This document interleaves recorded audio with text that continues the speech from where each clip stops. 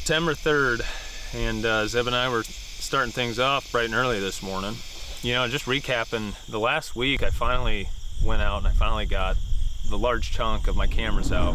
And this year I'm trying to make a really big push. Ever since I was a little kid, I grew up hunting on this piece of public. I've mentioned it multiple times back home. And this year I've made a really big push to get cameras out, do a lot of scouting, and so far this morning I just got off the phone with Colin. Zeb's showed me a photo this morning on the way back from breakfast, and there was a good buck, a buck that we knew from last year. He's a 4-year-old last year, 5-year-old this year, but a good buck nonetheless. Finally starting to see familiar faces show back up this week, and I believe the main reason we're starting to see that, one, we're coming out of a really big temp drop. Temps were in the 90s, super humid last week, and now we're in the low 50s at night, and we're starting to see better movement. We've had a lot of moisture this year. Deer seem to be spread out a little bit more than normal. It's been tough to find them this summer, but they're starting to strip their velvet. Actually, Zeb and I were just talking too. Had a really nice 3-year-old on this work to permission farm on the camera hitting a vine scrape yesterday. He's in the same shot in the same photo this morning. He stripped all of his fuzz, so things are starting to get serious over here. But we're down on all these farms that I work on. We're on a client's piece right now, and we're overlooking a rut greens food plot right next to drove corn. This plot turned out awesome. I didn't use any big equipment for the brassica portion of this plot. All I did was come in here, spray Roundup and clethodim, and came back probably 2 weeks later, burnt it off, and broadcasted back into it. I burnt all that thatch off of this field that had quite a bit, and last year I tried broadcasting into it, and a lot of that thatch tied up those seeds. They didn't end up germinating, and we're going to see a little bit of that later on today. I want to show you guys all these plots that I've done. I want to show the mistakes, I want to show the successes, but I also want to share why maybe there was a mistake in this plot and how we're going to rescue that plot later on in September. So let's get after it.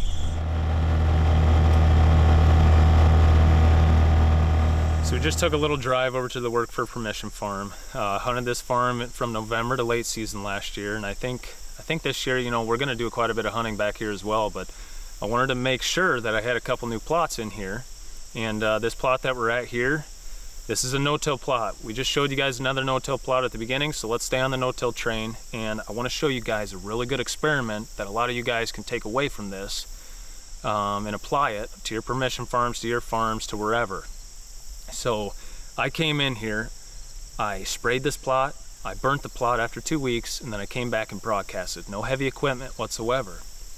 And what I'm noticing coming in here today, I'm noticing that in the areas that I did burn, 100% germination, the plants look great. In areas of the plot where that fire did not carry because there wasn't enough fuel, the seeds came up, but it's a lot less further along than the areas that is burned.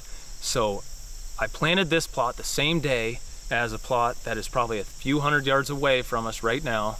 Same bottom ground, same soil types. Let's go check how this plot compares to that plot.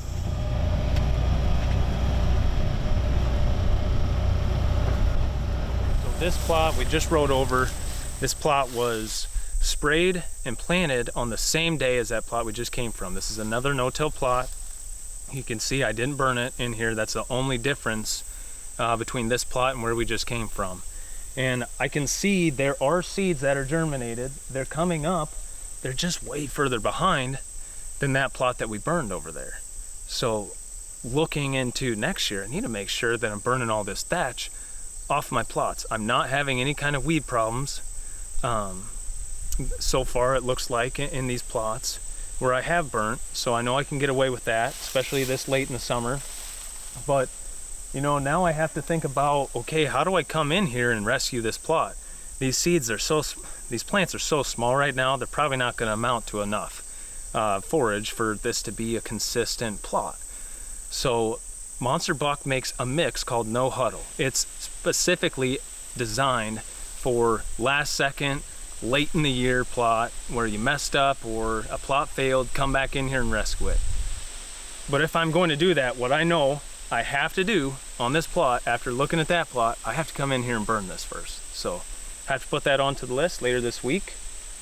But I don't know, that's one of the cool experiments that I figured out this year is, sure, some thatch is okay, you can retain soil moisture, but this year we've had plenty of moisture, and gosh, the stuff that didn't get burned, it just doesn't look as good as the stuff that was. So we got a couple more for you. We're gonna look at drilled plots, and we're gonna look at tillage plots that were broadcasted as well. So we're gonna do some tillage plots here next. I put a couple 1-plot ASAP plots in. They look phenomenal. So let's go look at those real quick.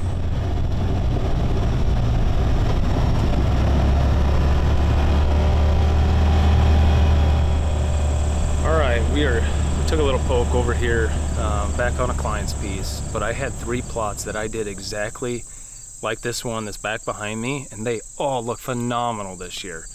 What I did is I came in here, I sprayed, I burnt 2 weeks after, and then I came in with a tractor and a disc and I worked this soil.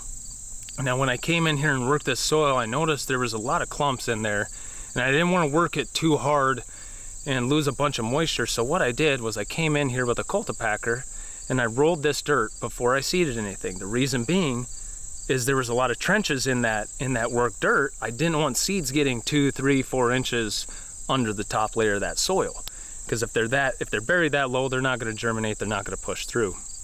So after I cultipacked that first time, came back, broadcasted, cultipacked again. That way I'm pushing these seeds down into the soil a little bit. They're probably at a 1/4 inch at that point, maybe a 1/2 inch. And I mean, you guys can see the results behind me. It turned out great. This is 1-plot ASAP. Back behind me, you can see the mixed in oats. That's the grasses that are coming up. But I really liked how this plot turned out. All 3 turned out amazing. And it's something I'm definitely gonna try again and again as the years goes on. But I've got some, back over on this farm, I drilled a bunch of cave-in rock and RC Big Rock from Monster Buck as well. This stuff has been in the ground for about 1 year and 3-4 months. I'm really excited about how it turned out. Let's go take a peek at that real quick. I just want to kind of show you guys what your stand can look like just after 1 year. You can make a big drastic change by adding switchgrass on your farm. So let's go take a peek real quick. So this is cave-in rock right here. This is 1 year. It's already as tall as the Can-Am here. So this was an old cattle pasture. What we did, we came in here, sprayed it off, killed it with some residual, came in with the Great Plains drill, the 10-06, filled it up with seed, and went to town. All this seed was at a 1/4 inch, 1/2 inch depth. This is a cave-in rock at 2 to 3 pounds, and RC Big Rock at 1 pound, I believe. 3 to 4 pounds to the acre. Gosh, it looks thick and nasty. I mean, if we can hide a big old Can-Am out here, I'm sure a big old buck can hide somewhere too.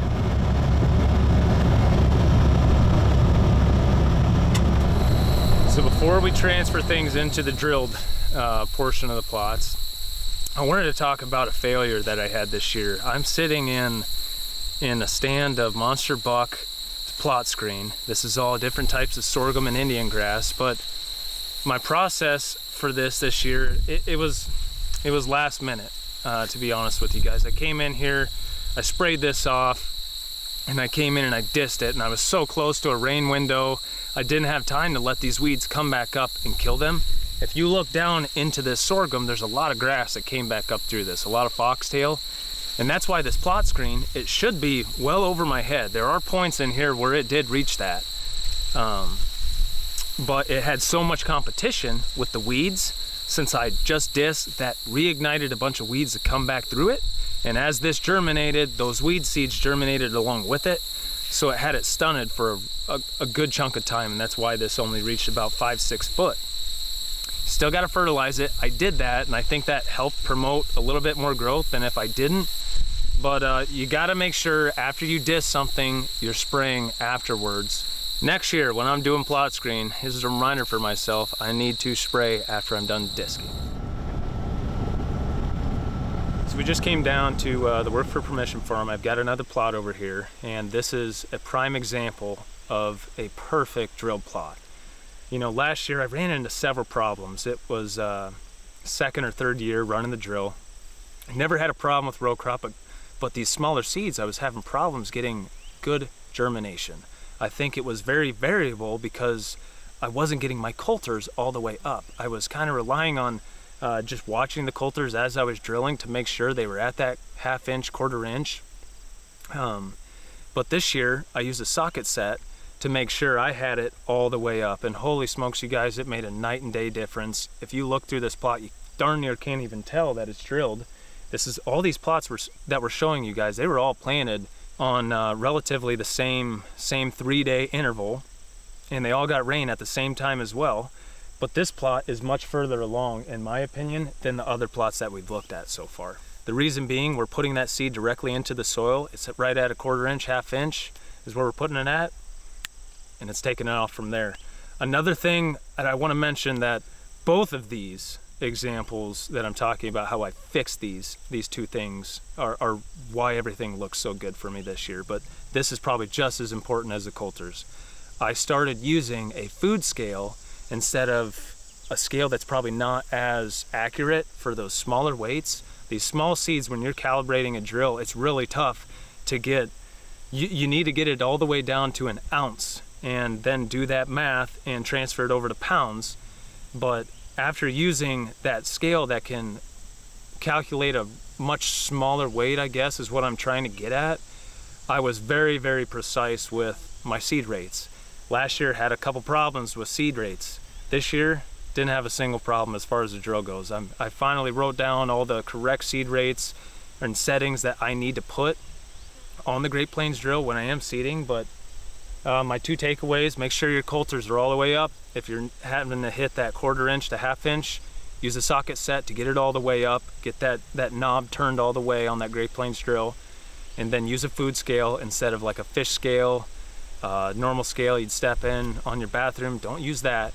Use a food scale. It's much more precise. And when you're putting seeds down, 5,000 seeds per acre could be a really big difference. And that's what, maybe like a pound of seed. So, looks awesome though. Can't wait to shoot some does over it.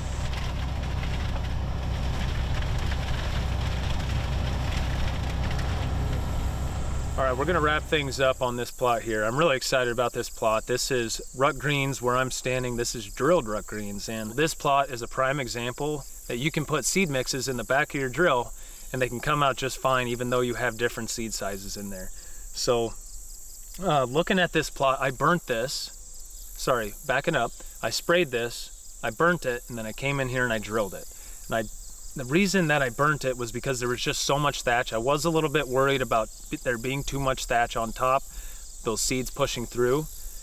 On the back half of this plot, let's go check this out really quick. I put a different mix over here, but I did not burn this portion. I haven't been over here in a little bit, so let's check it out. Let's see what it looks like.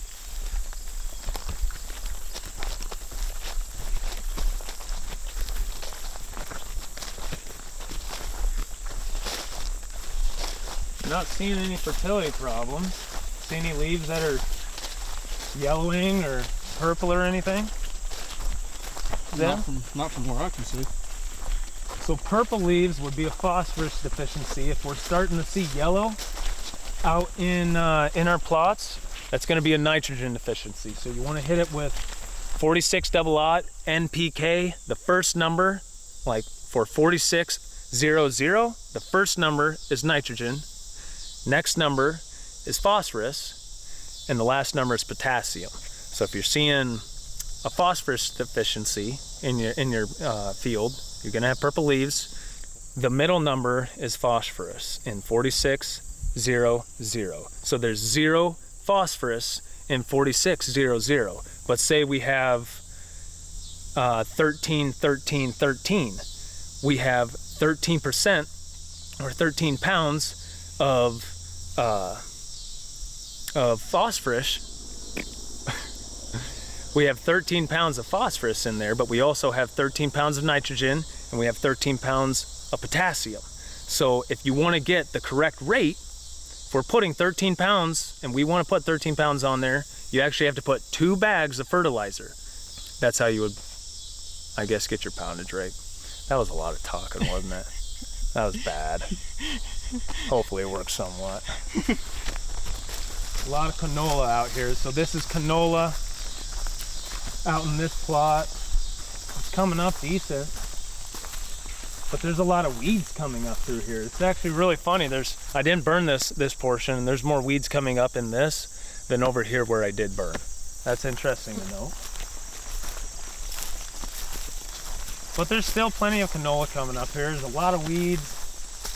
This is one that I'm probably gonna watch for the next couple weeks. So by mid-September, if this doesn't look like it's gonna produce enough tonnage, or maybe a certain side of the plot is not gonna produce enough tonnage, I still have plenty of time. I can take cereal grains all the way into mid-October. You can take them all the way into November. I wouldn't recommend it. A lot of guys do that for cover crop here in Iowa. But if I'm gonna come in here, I'm probably gonna rip this soil and I'm gonna broadcast into here so I get a blanket. You can also come in here with a drill and put that in. That'll come up nice. It'll look like a carpet. But I don't know, that's a little bit of plot rescue there. I don't think we're gonna have to rescue this one, but man, it's blowing my mind that there's so many weeds in this portion of the plot where I didn't burn versus where I burnt. So that is something that I'll have to write in my notebook and remember over the years. But that's pretty much gonna wrap stuff up for today. That pretty much covers all the food plot mistakes that I've ran into this year, the successes that I found. Just overall, I think it's really positive. The biggest takeaway from this that I think you guys should take away is keep track of the positives and the negatives, not just food plots, but just anything deer hunting in general. That way you keep track over the years. Okay, I made this mistake last year. How am I gonna fix it? This is how I can fix it, kind of deal. But you know, later tonight, I think we might try to get an eyeball on one of these bucks that it's been showing up on camera. I don't have a target per se so far for the year, but that's gonna change here quickly. All right, see you guys tomorrow. All right, we are headed out and do a little coyote hunting. Last night I was looking at the cameras. We had a picture in an alfalfa field that drilled a couple years back, and it's freshly cut. They just baled it, and last night there were 6 or 7 coyotes out there in front of this camera. So I'm assuming it's a bunch of pups with their parents. Normally the pups this time of year are really easy to call in, so we're gonna try probably fauna stress and sit in the redneck. We got a good wind tonight for the spot anyways, but redneck will help conceal that scent even more if they do come downwind, which is quite often the case. So see if we can't get a little birdie this afternoon. I think we should get there in decent time. It's 6:30 right now. 5 more minutes driving puts us at 6:38. 22 minutes to walk in. 10 minutes to set up. Puts us what? About 7:10, 7:15. Start calling at 7:20, 7:30. Gets dark at 8:10. Some good math there. We're feeling dangerous. What were we talking about yesterday? We're feeling froggy. Yeah, feeling froggy. Feeling froggy, baby. So we're just getting over to a client's piece. Last night I saw a bunch of coyotes on camera over here, so we're gonna go try and manage the population before season hits and they start harassing our deer. But last night we tried going velvet filming, didn't see a whole lot. Got to watch a couple does feed on the old Rut Greens plot. But I don't know. Let's go see if we can put some fur down.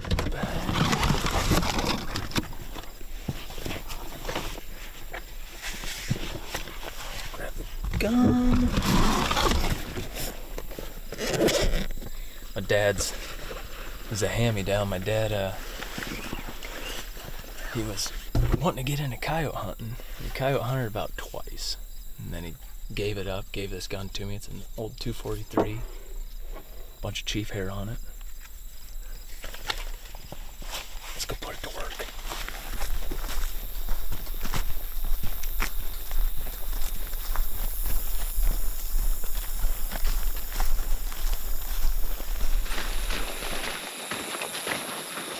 Sitting in that blind over there, that redneck.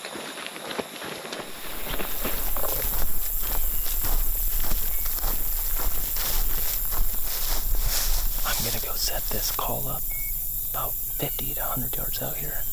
If you want to hop up in there, I'll meet you up there, okay? Gotcha.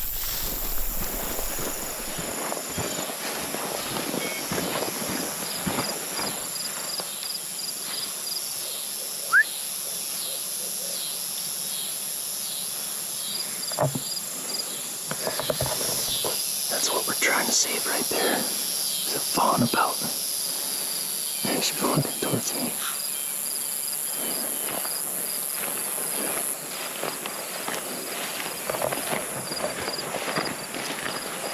Hopefully we can clean up the coyote population. We just got set up, overlooking an alfalfa field. We got CRP timber all around us. Good cover. We've got, looking at Onyx, we've got a south wind here. It's a perfect wind for this set. We're facing directly to our south right now, so the wind's in our face. More than likely, these coyotes are probably going to circle downwind, so they might come down to our left, but more than likely, they should come out front just because it's a big open field. But I'm probably going to start, go straight into a fawn distress. I'll run that for like 10-15 minutes, on and off. If that doesn't call him in, I'll probably go straight to pup distress. I normally don't mess around with that many coyote vocals this time of year. That's more of a February, March kind of thing. But we got some does out here. There was a nice buck out here when we showed up. Hopefully, with any luck, we can clean up this coyote population on this farm.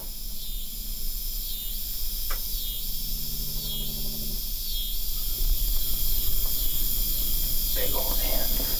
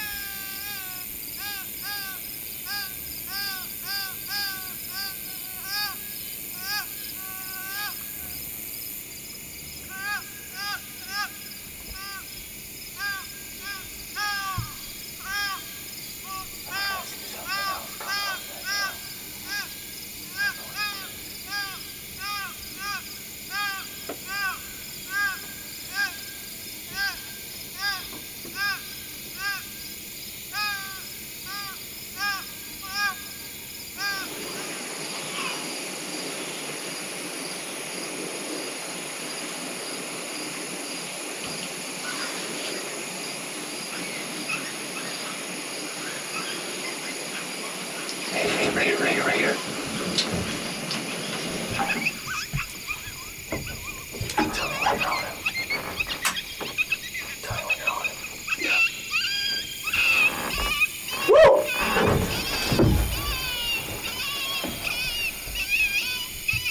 Woo! Stop. Got it.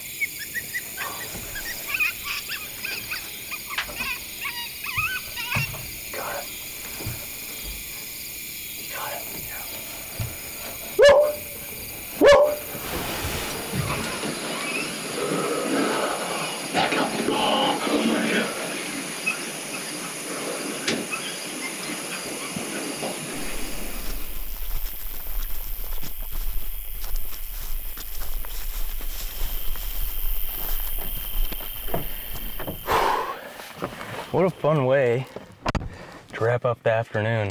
We started with those fawn distresses, like we talked about, and blended into some coyote vocals. Ended up calling that dog in with a pup distress. That, I don't know what it is. It seems like there's a lot of people that call nowadays, and You know, I call a lot of dogs in on that fawn distress, but it seems like, boy, when you start playing that pup distress, get the gun ready because they're going to come steaming in. Sure enough, that dog came in hot. I just couldn't get him stopped soon enough to get a shot off. So we're gonna have to go back out later this week and try and get another one. I've been telling Zeb over here about coon calling too. We might have to try that too. Iowa's got a year-round season for coon now, so they're pretty fun to trap, but to call in more than anything. So pretty much wraps it up for the day. It was fun to see those does come in like that. But yeah, on to the next day tomorrow. Living the dream, baby. Cody, what's going on, man? Well, it's pretty nice weather up here. How about down there? Beautiful out. It's 70s, low 70s up here. The bucks are stripping fuzz. Life's good, man. Well, hey, I got a question for you. I'm sitting in a beautiful plot of Eagle seed beans. I want to say these are that, it's something lad, right? Large lad. Large lad. They're just, I did both varieties of that Eagle seed, but yep. I saw that they're not putting pods on yet. They're just starting to flower. Well, are these forage beans? I can't remember. I could have swore I thought that these put pods on though. Those are forage beans. How far south are you right now? I'm in southern Iowa, right on the southern Iowa. Down there with them. That's what I figured. So I think some are starting to put on pods, but how long do these stay green for? Like up by us, they stay green after the frost. Really? Yep. Holy smokes. Will they stay green all the way till late season after you get snow, or? There's a chance. Like typically up here we've got snow over them, so we can't really see. Mm-hmm. Awesome. I gotcha. But it is. I mean, the guys that use them love them. That's what I've heard. That's why I wanted to try them really bad this year.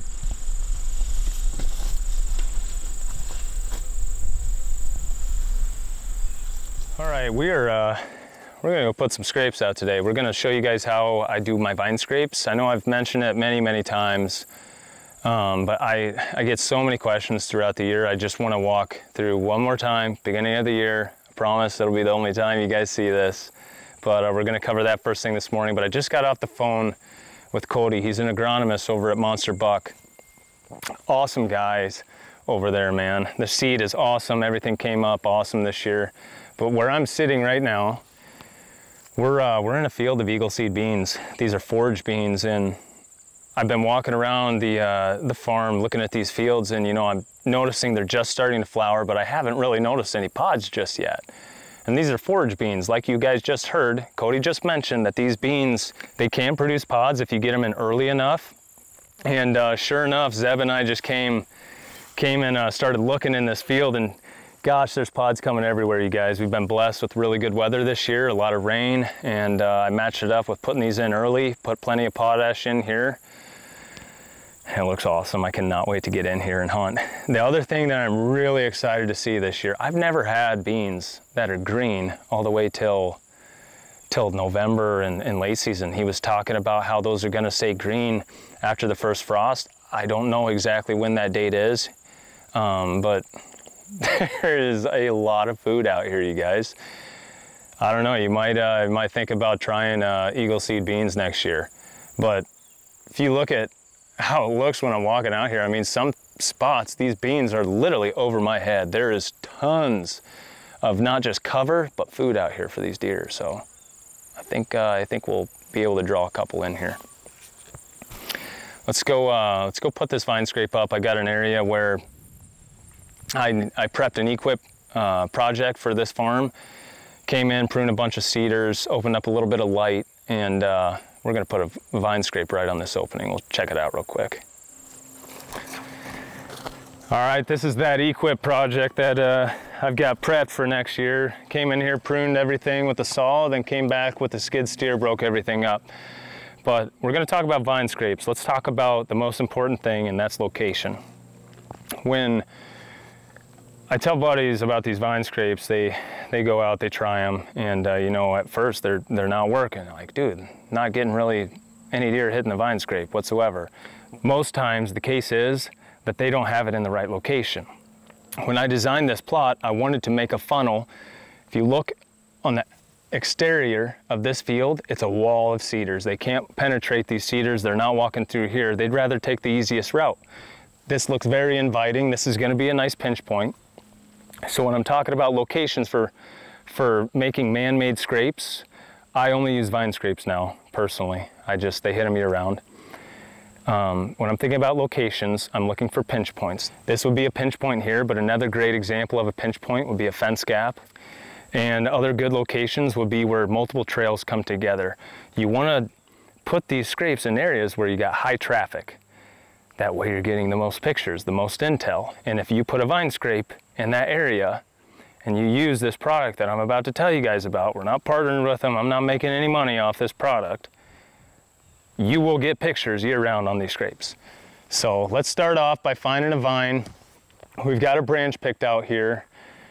Now there is a couple lower hanging branches right here. So I'm gonna prune these lower hanging branches. I want this vine to pop. So when they look over here, there's no other branches that they can make a scrape on. It's, oh, there's a vine sticking straight out in the middle of nowhere. I'm gonna go rub my face on that, rub my orbital glands on that, and freshen up this scrape. Let everyone know I was here kind of deal. Gotta put your, gotta think like a deer sometimes, you know? So let's go find a vine real quick and we'll get after it.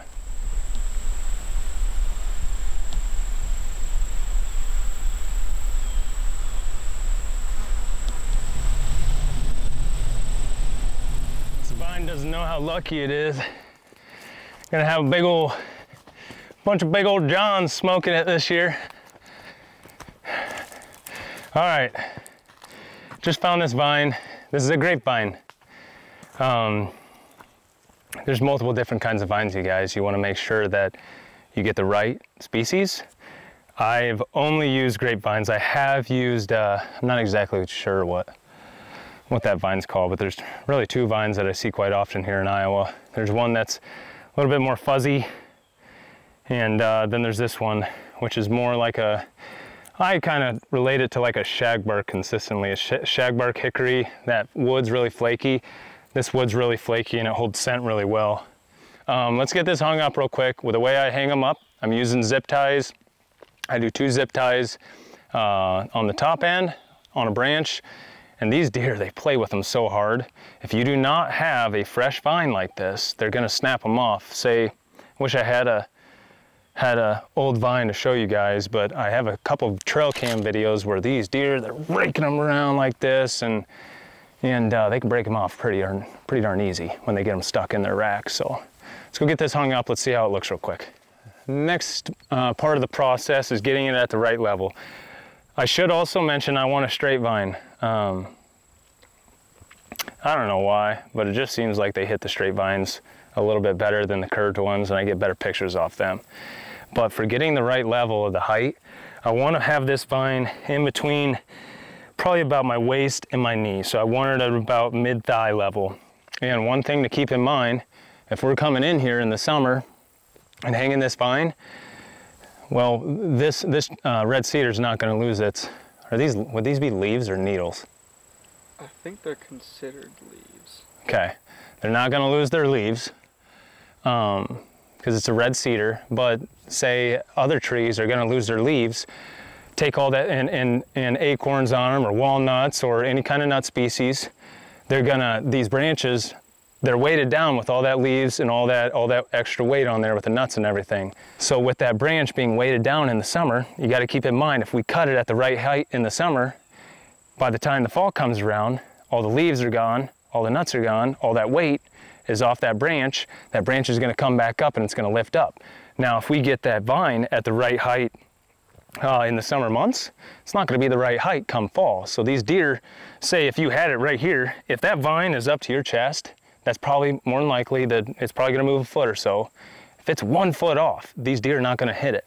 I actually was talking to Colin, good buddy, he's on the show, he's up in Wisconsin. He tried doing these vines and he was like, dude, they just don't work. I don't know what I'm doing, but they're not working. I came over to Wisconsin. I'm hunting Wisconsin this year, and we put out some vine scrapes, And one thing that I noticed right away, he was hanging them right at about chest height. If you're hanging them at chest height, these deer aren't gonna hit it. Gotta hang it right in between like I was talking about. So not worried about the red cedars losing leaves or anything. This branch is gonna stay at the same height. So let's get it cut real quick. Oh yeah. Okay, so this vine's super low right now. Stand back up. I want it right about here. Go a little bit lower. And get right here. Nice and straight, and that's probably gonna start dripping water here soon because it's a fresh vine. That next part that I just did here, I cut all the other lower hanging branches. So now that this can pop, they can see it from a ways away and they can say, oh, yeah, I'm gonna go freshen that scrape real quick. It just pops, it makes it a little bit more inviting. And I don't want them hitting any of these other lower hanging branches. I want them hitting this because this is what my camera's running in front of. So the next part of this, if I'm in a timber setting and there's a bunch of green, there's a bunch of grass around me, there's not in this area, I'm gonna take a rake or my grass cutter and I'm gonna hit some dirt right under the scrape. That way you have that fresh dirt smell, you have that visual effect as well. These vine scrapes, or scrapes and man-made scrapes in general, it's a lot like trapping. You're painting a picture out here for these animals. But the absolute most important step in these vine scrapes for getting these deer to hit them on a consistent basis, I mean, I can confidently say that this scrape's gonna get hit tonight. And the reason I know that is because I'm gonna dress it with cold blue rack rub. Everyone that I have been around, I have pushed this product. I'm shoving it down their throats, really. You know, it's actually really funny. I was talking to Colin the other day. He went out, put a couple vine scrapes up, and we didn't use that code blue. I forgot it when we went up on that Wisconsin trip. He put it out a vine after I showed him how to do it the right way, and he used the code blue. He says he's used other stuff. It hasn't worked, but he used the code blue and it brought deer to the scrape right away. So I don't know exactly what's in this. It's a preorbital, it's called a licking branch gel, but it's a preorbital gel. Interesting consistency, but all I'm doing, taking it out, I don't have to sugarcoat it or anything, but I'm just going all the way down, working it in that bark, all over. It's got a vanilla scent to it. It actually smells pretty darn good. But that's it right there. Guys, I've used all the scents out there. This is by far, this is the best. It's affordable, cheap, easy to use, stored in your fridge after you're done. It's good for, I don't know how long, but shoot, I've had it in the fridge for 6 months, and I'm sure there'll be a deer hitting it tonight. So, it pretty much wraps it up. I guess there's, I want to cover one more thing. I want you guys to understand how important it is to cut these lower hanging branches. Let's go over to this tree over here real quick, Zeb. Okay, we got an Osage tree here. Now, I don't have a stand down here hunting over that vine scrape, but I do have a stand right here in this cedar that overlooks these eagle seed beans, and looking for a location to either put a scrape post or a vine scrape. I'm a big advocate on these vine scrapes. I love them, you guys. They hit them year round. The licking branches per se, I don't get a lot of pictures on licking branches in the winter and the summer. But this tree is a perfect example of what I'm talking about, of kind of pruning it up. If we're gonna hang a vine, I'm probably gonna hang it right here. 20-yard pop shot right here out of this tree. But I need to take all of these branches off. It would take a lot of work, but once you do that, these deer, they're gonna scrape under this already. Actually, last year there was a heck of a scrape under this, but I just want one scrape. That way if I'm running a camera over it, or if a deer's walking by, I know exactly where he's gonna stop and everything. He's not gonna hit this, and where I don't have a perfect shot opportunity, maybe 5 yards down, my perfect shot opportunity is probably right in through here. Yep, right in through here. So I would prune all these branches, everything, all the way into the timber. I want nothing hanging down in this plot. and I'd hang that vine down right here. It's a little overkill. I know you guys probably think I'm crazy, but if you want consistency on your trail cameras, if you want year-round pictures on these vine scrapes, these are the steps that you have to do. They're the steps that I take and works for me, so pass it along. That pretty much wraps things up for what I wanted to talk about today. We're gonna trek out on later on tonight. Again, we need some redemption after last night, but I need to go, I'm just hanging cameras pretty much the next 2 weeks for guys, so I'm gonna go hang some cameras. Zebby's gonna get after it behind the computer. Catch up with you guys after lunch later on this evening. Well, we didn't quite make it out last night. We got caught up with work. We did make it out, tried doing a little cruising. Man, the bucks have been sparse here recently. It seems like acorns are dropping.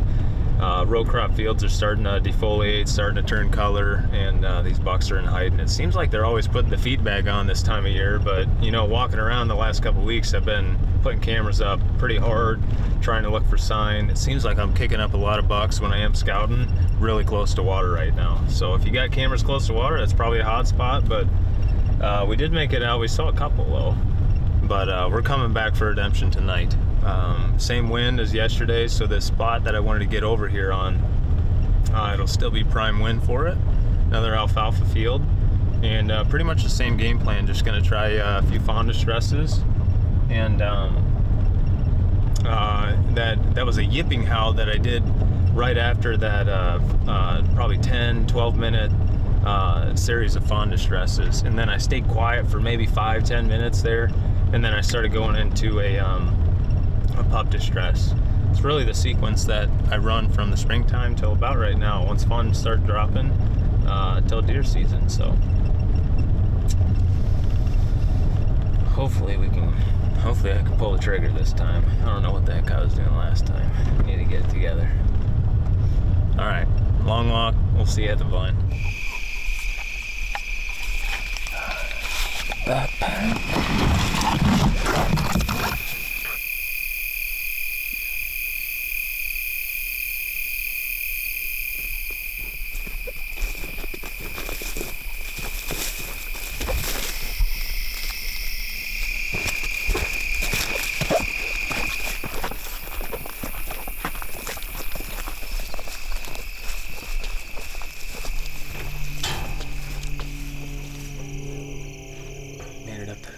Post.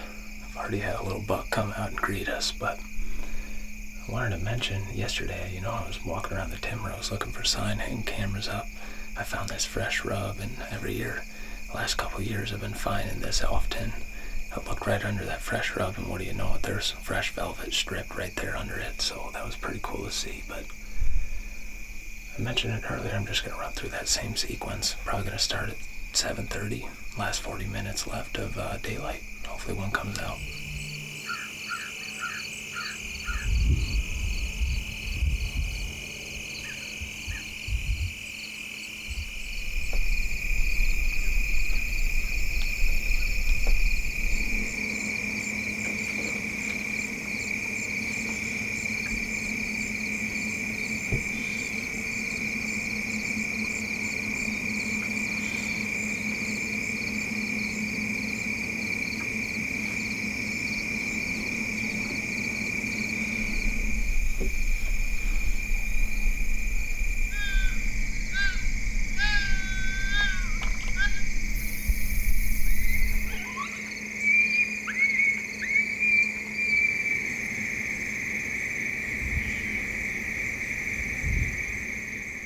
You win some, you lose some. Fun night overall. Those deer kind of made it well worth it. But beautiful night. We can feel the temps dropping already. Tomorrow I want to put a water hole in. And I need to move some cameras. Seems like September, that's about all I do, but I do have a couple plots that I need to rescue. So tomorrow we're going to do some food plot rescue. I'm going to work some fields, so kind of talk about what you can throw out there this time of year. Some seeds are off the table as far as getting enough tonnage, making your seeds worth it. So we'll talk about specific seeds that you can be planting, mostly cereal grains, but we'll dip into that tomorrow. So we'll see you then.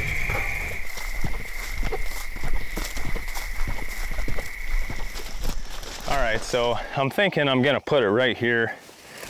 I've got a fence gap that I cut right by this camera, and I've got another fence gap right here.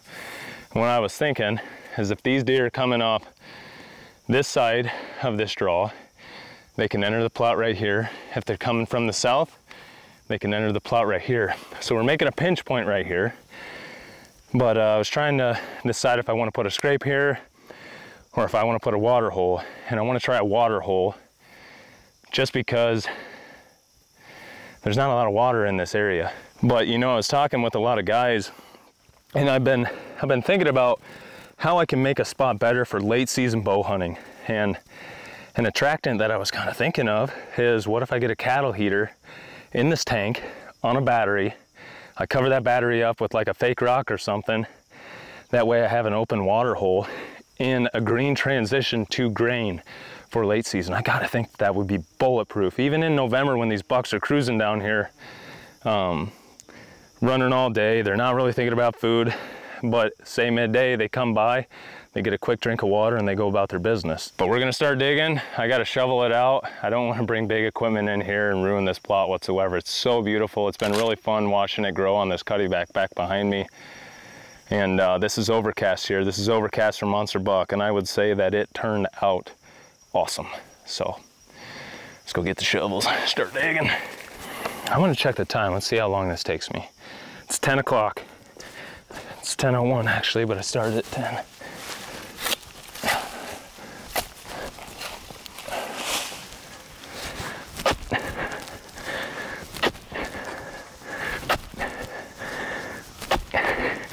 China, here we come.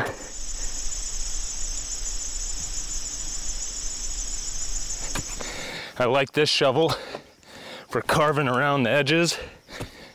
This shovel, I don't know my shovels very well, but this shovel's longer, straighter.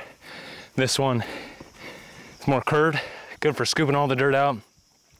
Sure you guys know this, but I'm just trying to explain for more information. That way when you come out here and make your water hole, you got everything you need. You don't have to make several trips. This is the one for scooping the dirt out. This is the one for carving it. Take two.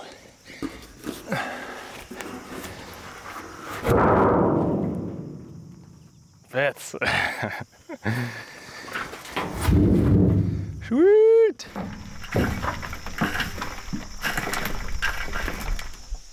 All right, that wraps it up. We started at 10 o'clock and it is 10:55 now. So it takes about an hour to get these water holes done. If we would have had the water ready, I'm sure it would have taken probably 10 minutes to fill it up. So we'll have to come back here with the water tank and the tractor and get it filled later on today. One thing I want to cover with these water holes, make sure you're putting a big stick or a log in there. That way if you have a squirrel, if you have a rabbit or a coon, possum that falls into that water hole, they have a route or a way that they can get up out of that water hole, because I've heard of several people saying that they've had mice or maybe a rabbit or a squirrel fall in there. They end up dying and it ruins the water holes. So one thing I do also want to mention, we've got a bunch of loose dirt around this now. So if we want to maximize our tonnage per this plot, I'm going to come back in here with some cereal grains. I'll throw it around this water hole on this loose dirt. There's other patches in here back behind Zeb that are opened up, so we'll maximize the tonnage with cereal grains. It's about the only thing that you can plant this time of year, this late into the year. But